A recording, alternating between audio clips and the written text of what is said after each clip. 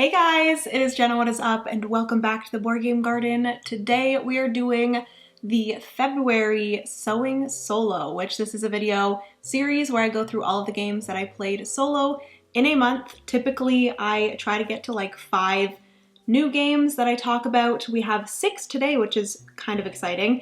And then even more exciting is that we have a new thing that I'm going to be doing every single month, and actually what you guys are going to be doing as well if you want to. But without further ado, if you guys want to see all the games that I played solo in the month of February, just keep on watching. Give this video a big thumbs up if you enjoy. Really helps the videos to be seen here on YouTube. Also hit that subscribe button if you've yet to do so. We'd love to have you here in the garden. Comment down below, as always, all the games that you guys enjoyed solo in the month of February, and let's get into this video. Shall we? Shall we? I don't know what this was. All right, so like I mentioned in the intro, there is a fun little thing that we are going to be starting to do this month and every month going forward. I got this idea kind of from another Discord that I'm in, Ruel Gaviola. He is a wonderful Twitch streamer, as well as I believe he does content here on YouTube as well, or he re-uploads his Twitch content onto YouTube. Definitely go check him out. He is a wonderful, wonderful guy. And yeah, so in his Discord, basically there are 2 also wonderful guys that do a solo challenge every single month. That is Legends and James over in the Ruel's Discord. They always come and hang out in my Twitch streams as well, so huge shout out to them. But basically every month they do a solo challenge where they pick one solo game to play for that entire month. Everyone that has that game and wants to join in, joins in, plays that game as many times as they want that month, and then they kind of compare scores. So you submit, I believe, your highest score that you get that month. I believe Legends does a stream where he announces the first place winner for that month. It's really cute.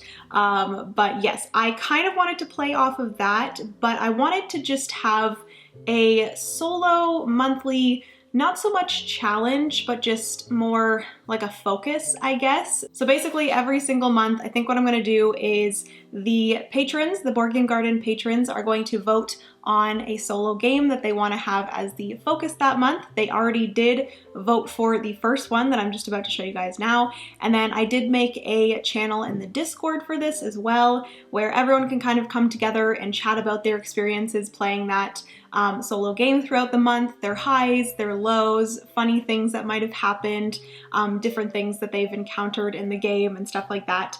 Just so we can all kind of come together and play one game, focus on one game for the month. And yes, we're just gonna be playing a bunch of different games, some print and plays, whatever ones the Board Game Garden patrons decide to vote on. So yes, if you guys do want to, and if you're interested in becoming a Board Game Garden Patreon, or patron, I guess, the link will be down below in the description box. It always is. And you will be able to help vote for the solo challenge every single month. But anyways, without further ado, let's chat about the game that the patrons voted on. I feel like this is a really good one to start off the solo challenge because it's a great intro game. A lot of people have this game. I've chatted about it time and time again here on the YouTube channel. And the game that is our first solo challenge game is Cascadia. So this is published by Flat Out Games and AEG, and this is a fantastic solo game. It has some fun like achievements that you can do in the back of the rule book. It has a great solo variant. It's just this fantastic puzzle. So if you do want to participate in the solo challenge, you are welcome to if you have Cascadia. If you want to pick it up and participate, go for it. But yes, we will have a chat going in the Discord, all those things. The Discord link is also linked down below if you guys want to join that. But yes, good luck everyone with your Cascadia plays this month. I will be getting this to the table many, many times this month. It is my goal. I love Cascadia and I want to go for more of the achievements in the back of the rule book. So this is a great one to start with. But yes, that is the first game for the Board Game Garden Solo Challenge. All right, so getting into all the games that I played solo in the month of February, you guys will also notice that I'm doing this video first, and then the monthly wrap-up video will be the video on Friday of this week. I kind of like to switch it up every once in a while, but I have my stack of games right here. We are gonna go in no particular order. I think actually the first one that I'm talking about now is the last solo game I played. The first game that I am chatting about today is a little card game of a very special game to me, and that is the Castles of Burgundy, the card game. So the Castles of Burgundy is one of my favorite games right now.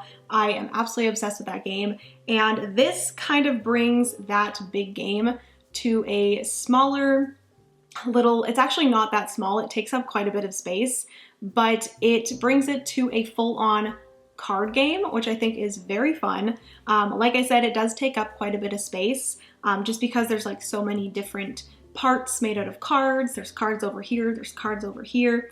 But basically you are doing everything that you're doing in the Castles of Burgundy, but instead of using dice to do your actions, you are using cards that have dice numbers on them. So you have your market in the center, so you have, you know, your 6 depots with the dice numbers, and then you have a card in each of those depots, and then you also have your like under construction buildings, so technically the buildings or tiles that you had in your storage. You have that little area. You have your constructed buildings, so that's kind of representing the tiles in your duchy already in your constructed area. And your main objective with the card game is not so much trying to complete a duchy and having all of these different groups of different colors. Your main objective is to get triplets. So that is going to be a set of 3 of the same colored cards, and then you score victory points for those. Each time you build a certain color card, you get some sort of reward. Each card color gives you something different, very similar to the tiles in the Castles of Burgundy. And the solo variant with this, I don't know if I'd want to play this multiplayer. Maybe, but I think if I ever wanted to play this multiplayer, I'd probably prefer to play just the main game of the Castles of Burgundy. It might take less time playing it with the card game than the like base game of Castles of Burgundy, because I've played a 4-player game of the Castles of Burgundy and it takes quite a long time. But I feel like this would be shorter. But basically in the solo variant, you are going against an AI. I think its name is Aaron, but I think when I played it, I just named it Edith, because I've gotten to a point now where I just do this thing where I call all AIs Edith from Three Sisters. If you've never played Three Sisters before, the AI in that is named Edith, and I've just started naming all AIs Edith because I just love Edith so much. Anyways, yes, the Castle of Burgundy, you're playing against Aaron, but to me it's Edith. And basically you are just trying to beat every single round, you're trying to beat the AI. And if you ever get less points than the AI at the end of a round, you actually lose automatically. And I'm gonna be honest, I don't love that solo variant. I think I would prefer if you just revealed what the AI gets each round, but then not calculate their final score until the end of the game. And then if you got more than the AI, then you won.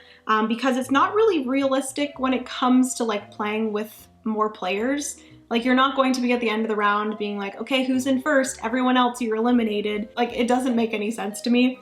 So I think I would prefer if the AI, you just scored it at the end of the game, rather than at the end of each round. Because I think when I played this on the Twitch stream, I think I lost at the end of the 4th round. So technically I wasn't supposed to go to the 5th round, but I did because I was playing it on stream and I didn't want to just finish it then and there. But yes, overall, very fun, but I do think that the solo variant, I would prefer it, and I think I'm going to play it this way in the future, just calculating the AI scores at the end of the game, or just do like playing against my own high score and see how like much of a score I can get and see if I can beat my last score, if that makes sense. So yes, that is the Castles of Burgundy, the card game. All right, so moving on to the second game. I think I already chatted about this a bit in the games released in 2021 video that I posted not too long ago. And I think I put this at number 2, so it's kind of a spoiler of what I think about this game, but that is Final Girl. Ooh. Okay, so I have the core box here as well as the Dr. Fright on Maple Lane box. This is like the different film boxes. I have this one, and then I also have the Poltergeist at Creech Manor, I believe. But yes, I freaking love Final Girl. The hype of Final Girl is real. It is such a fantastic solo game, and I'm sure if you're watching this and you're part of the solo gaming community, you have already heard people rave about Final Girl over and over again. I really enjoyed I've played just the Dr. Fright twice. I played one on stream and one off. I beat him for the first time on stream, and then the second time I played off stream, and of course I lost. So yes, I do think when I played it on stream, that was my first time, and I do think that I did something wrong in the first few rounds, so that could have affected why I did end up winning, but it was still a win in my books, and I enjoyed this so much. It is so thematic, and you really get immersed into the whole theme of you being the final girl and trying to beat this baddie, this villain, this creature, whatever it is that you are fighting against, and you're saving the villagers and stuff like that. And it is just, wow. It's a pretty simple game if you really think about it. Basically, you are using cards in order to do different actions. So for example, I could play a walk card, and on that walk card, it has 3 different options of what you could do based off of a dice roll. So you would play that walk card, and then you would roll dice depending on the haunt level or fear level. I forget what it is, but the less fear there is, I believe it's fear, or it might be haunt. I might be thinking of Lost Ruins of Arnak. The less haunt or the less fear that you have, the more dice that you roll. So you could be rolling 2 dice, 1 die, 3 die. There's some cards that allow you to roll even more dice, but basically you're playing that card, rolling the number of dice that you have, and then based off of that roll, you are going to be able to do something. So for the walk card, I believe if you get 2 successes, you are able to take 2 steps, I believe. There are also dice spaces that you can discard cards to make it a success, and you're just trying to get as many successes as possible to do the best option on each of those cards. So it's very fun. You're also gaining time and losing time based off of those dice rolls. And then any time that you have at the end of that round, you actually get to use to purchase cards. Purchase more cards for the next round. And then once you're finished that, you go on to the like monster / villain phase. They get to do what they're gonna do. They take all of the villagers, or they take some villagers and kill those off, makes themselves stronger. And each of the villains and all of the like different locations and stuff can be switched around. They all have different rules in a way. Dr. Fright, you can only attack him while you are sleeping. It's kind of similar to Freddy? Nightmare on Elm Street, I think that's what his name is. It's similar to that, where you have to sleep in order to get into this like dream world where he is and attack him. And yes, absolutely fantastic. I'm so excited to try more of these. Like I said, I have the Poltergeist, but also the rest of season 1 I'd love to try, and season 2 is just starting to fulfill now from the Kickstarter, so that's very exciting. But overall, like I said, the hype of Final Girl is real. It is a fantastic game, very immersive, and if you love horror movies and trying to, you know, beat the baddies, then yes, definitely recommend. Moving into number 3, this is a more simple roll and write, which I have the base one of this one, or like the original one of this one, but this is technically not an expansion, but it was in a Kickstarter along with a few other expansions for some of the boardgametables.com now I'll play, but they had a Kickstarter a while ago on all of these different expansions, and this was, I guess, like a standalone expansion for On Tour. And this is On Tour Paris and New York. So it plays the same as On Tour, but it just gives you 2 more maps to play with. So you have Paris and New York. I ended up playing the New York map, and I love On Tour. It is a very unique roll and write where you are trying to create a path of ascending numbers, and it's representing your tour of your band, and you're just putting these numbers in based off of, you flip over 3 different cards that have 3 different locations, and then you roll 2 dice, and you're going to be putting 2 numbers in based off of those 2 numbers that you rolled. So you, for example, if you rolled a 7 and a 2, you would write in a 72 as well as a 27. And you can choose 2 of the location cards that you flipped out of the 3 to write those 2 numbers in. And you were just trying to make a ascending path / descending path of numbers so that at the end of the game you can connect and try to get to as many spots as possible. The 2 maps in this one, they have some like additional small rules. So does the other 2 in the On Tour base game. But I really enjoyed the New York one. Basically in the New York one, I forget what the different things were. One was that you were doing a little bit of set collection with the different shapes, and I believe they were like tourist areas or something like that. And whenever you included one of those certain shapes into your tour, you would check it off on your chart, and that would be your set collection. The more of one icon you got, the more points you got, and then the more sets of all of them that you got, the more points you got.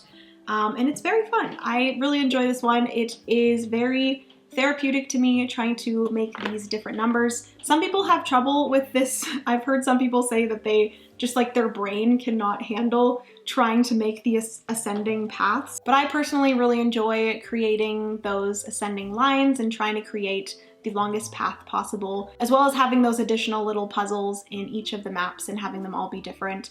Really enjoy that, and I'm excited to try the Paris one because it looks really interesting as well.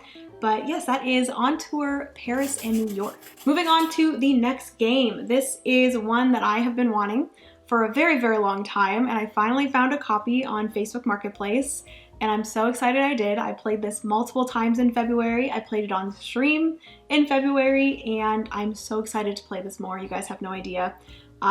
If you know my favorite game of all time, Hadrian's Wall, this one plays not similarly, but has the same vibes of Hadrian's Wall. I will talk about that. But the game that I'm talking about is Twilight Inscription. Oh my goodness, I freaking love this game. I actually really enjoyed this solo. I played this for the first time multiplayer. I played it at a friend's house with 4 people, and I will say that this game plays fantastically multiplayer. And going into playing it solo, I was like, I probably won't like this as much solo because it has some like voting things and also some war things similar to Seven Wonders, where you are going to war with the person to the left of you and the person to the right of you. So I was like, I'm probably going to like this more multiplayer, but the solo variant in this one is pretty good, where it has you doing those things with the AI. I do think that ultimately if I had the decision to either play this multiplayer or solo, I think I would prefer to play it multiplayer more than I would Hadrian's Wall. I think Hadrian's Wall is absolutely fantastic solo, and I love it, I think, more solo than I do multiplayer. And this one's the opposite, where I think I prefer it slightly more multiplayer, but I still enjoy it solo. But basically, you in Twilight Inscription, it is the roll and write version of Twilight Imperium. No, I have never played Twilight Imperium, and no, I don't want to ever play Twilight Imperium. I don't really have the urge to play that game, but yes, this is the perfect version of that for me, where it's not as long, it's not as big, and it is a roll and write, which I absolutely love, and it's very combo-y and everything's very connected, and I love those things so much. But yes, you have 4 different boards. You have your exploration board, the navigation board, industry board, industry board, and the warfare board. And you're going to be on your turn deciding which one of these 4 boards you want to focus on that turn. You're going to flip over a card. That card is going to give you some resources. Those resources, there are 3 different ones. There's like a pink, a blue, and a green. And each of those resources, each of those colors, do something different on each of the sheets. So for example, the navigation sheet, I think it might be the blue and the pink. If you use those, they allow you to explore space by drawing a line. And then the green, it might be some different combination, but one of them then allows you to like conquer space or something like that, where you circle something that you've gone to, you've like explored to. I'm probably not making any sense, but if you've played Twilight Inscription, you know what I'm talking about. Each of the sheets do something different with those resources. So You flip over that card, it's going to give you some resources, or that card is going to be one of the 3 main events that happen. There are one of each 3 events in each round. Bless you, Francis. So you're going to have one warfare event, you're going to have one council or voting event, and then you're also going to have one industry/income event in each phase. So yes, you're going to be flipping over that card, doing some of the resources, or dealing with the event. If you just did a resource card phase, you're also going to roll the dice, and then that will give you more resources that you then have to use on that same sheet. It's a very big roll and write. It is a crunchy roll and write. I don't know if this is as complicated as Hadrian's Wall. I feel like they're both pretty similar in the weight of like what you're doing in the game. They're pretty different when it comes to what you're doing on your turn. Hadrian's Wall, you're using resources and workers to fill in tracks, whereas this, you are using resources and stuff to use on 4 different sheets that do completely different things. So it's very different, it feels very different, but I enjoy both of them very, very much, and I really, really enjoyed Twilight Inscription. There is also like asymmetric factions. I think there's like 24 different asymmetric factions. I've only played with 2 of them, and it is pretty awesome. I will say though that I think this might need a like more stuff expansion, if that makes sense, because I can already see me kind of getting sick of the same cards getting flipped. You also have 4 different objectives that you're going for each round, kind of similar if you've played Welcome To, where you're going to be, if you get an objective, you get the victory points at the bottom and then it gets flipped over, and then anyone else that gets that objective gets the secondary reward on it. So you're trying to go for these different objectives, which they only have like 3 of each colored board. You have an objective that's kind of connected to each of the boards. I think there's only like 3 of each of them, so I can see myself getting kind of sick of those. There's also similar voting cards as well. I think there's only like a few of each of the phases there too. So I definitely think this would be a game that will need a more stuff expansion in the future. Not so much the factions, because there's a ton of those, but more so just like the objective cards and the cards getting flipped, just to switch up things. But yes, that is Twilight Inscription. Absolutely fantastic, and cannot wait to play it more. And so happy I finally found a copy, because I was so sad that I didn't have it, but we have it now. Moving into the second to last game. This is a game that I just recently covered on the channel. I did 3 different Kickstarter previews for 3 different games that are up on Kickstarter right now. When you guys are watching this, they are still up. I think they are up until Thursday, but that is Colorfield Donut Shop as well as Agueda City of Umbrellas. So that is the game that I'm chatting about right now. This is the only one of the 3 that you can play solo. Agueda City of Umbrellas does have a specific solo variant in the game where you have a stack of cards that are like the tour guide, and you are playing against the tour guide. But in Agueda, you are drafting these colored umbrellas to place onto your streets, and you are trying to, 1, cover up different paintbrush spots in order to flip over some tiles on your like art board, and you're trying to complete the entire, what are they called? Like mural? You're trying to complete the entire mural. So you're trying to get all of the paintbrush spots to be covered up by all 6 of the different colors. I think there are 6 different colors. And then you're also trying to get as many of different colors in different rows to score your tourist spots, if that makes sense. You guys will see in the B-roll, but if you do want to know more about how Agueda plays, I did do a full video on it, and I will put it up here if you guys want to see that. But I did play this solo, and it is very easy to play solo. It is a fantastic little puzzle. Basically, you are flipping over one of the tour guide cards, and that tour guide card is just going to tell you the AI is going to take all of the blue umbrellas, or the AI is going to take from this row or whatever. I don't remember what it was. Pretty much it's just going to tell you what the AI is going to take, and then the AI is going to score based off of all the umbrellas that they have taken. So yes, that's pretty much everything. There's also different like shops that have scoring objectives on them. It is very, very fun. Like I mentioned, I did do a full video on it. So go check that out if you want to learn more. But Gueda Cities of Umbrellas, I really enjoyed this little puzzle game.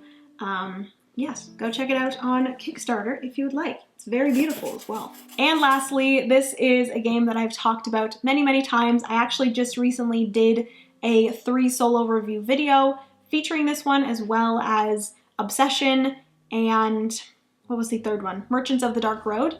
But the third one that I talked about in that video is Wayfarers of the South Tigris. So I ended up playing this solo. I will have that 3 solo review video linked up here if you guys want to go check that out. I won't talk about this too much because I've chatted about it a lot here on the channel. The next in this series is actually up on Kickstarter as well right now, which is Scholars of the South Tigris, and I'm very excited to try that one out. But yes, this solo variant is absolutely fantastic. I'm just going to quickly chat about what I kind of chatted about in the solo review video, but the solo AI of this is very challenging. I will say that right off the bat. It is very difficult. I've played this twice and lost both times miserably, and it makes me want to try it more and try to get better at this game so that I can eventually beat the AI. But you are just using the underside of one of the player boards in this game, and each of the AIs, there's going to be 4 player boards, and each of the backsides has a different AI that scores differently. So there's going to be a specific thing that each AI focuses on. The underside of the player board is a little bit confusing. It looks very scary, but I promise you it's not as scary as it looks. It's basically just helping you determine what the AI is going to be taking on their turn based off of what card has been flipped and where their little chip is on a little rondel. That's pretty much it. And then it shows you what happens on their turn when they rest. But if you do not know, in Wayfarers of the South Tigris, you are basically creating a tableau of land, sea, and sky cards. It's a tableau builder, a little bit of an engine builder, and there are worker placement and dice worker placement, which I really enjoy, all in one game. I feel like there's like so many fun mechanics in this game, which I think is why I love it so much. But yes, you're placing different workers to do different things. You're placing dice workers onto your tableau to do different things. You have your caravan that you add tiles to in order to mitigate what each dice number does for you. So each dice number is going to be doing something different for each person, and it's going to allow you to place those dice on certain spots that require certain things. So very fun, very, very challenging, like I said, but I absolutely love Wayfarers of the South Tigris and the solo variant. Like I said, it is very challenging, which is the only like downside of it, but it's also an upside because I really enjoy a challenging solo variant. So yes, like I said, I did do a full review on this. You guys want to go and see that, I will have it in the description box as well as up in the top corner. But that is the last game of this video. So that is going to be everything for today's video. Hopefully you guys enjoyed seeing all of the games that I enjoyed solo in the month of February. If you did, give this video a big thumbs up. Also subscribe if you've yet to do so. We'd love to have you here in the garden. I just also want to say a huge thank you to you guys for being so nice and wishing me a good break in this past week. Francis and I had some personal things going on. We adopted a new puppy named Walt, which has been pretty fantastic, but also very challenging because he is a lively boy and is constantly wanting to play and just has so much energy, but it is so much fun, and he is such a sweet boy, and we're so happy. But yes, I'm actually surprised that I do not have him down here running around. He's upstairs with Francis. I took them on a walk, so I think he is tired and he's probably sleeping, which is good. But yeah, thank you guys so much for allowing me to have that time to process some not nice things, and then also to have this boy come into our life. I really appreciate you guys. Anyways, also comment down below what you played in the month of February. I'd love to know what solo games you enjoyed. Be sure to join the Discord if you guys want to participate in the solo challenge for the month of Cascadia. Go check out the Patreon if you guys want to participate in the voting for the next month. I'm always going to, like later in each month, going to have a poll of, I think, like 5 or 6 different solo games that everyone can choose from, and then the winner will be the solo game for the solo challenge in the following month. So yes, March is going to be Cascadia, but who knows what it's going to be next month. That's everything for today's video. I love you guys so much. Remember, you are somebody's reason to smile, and I will see you in the next board game video. Bye, friends.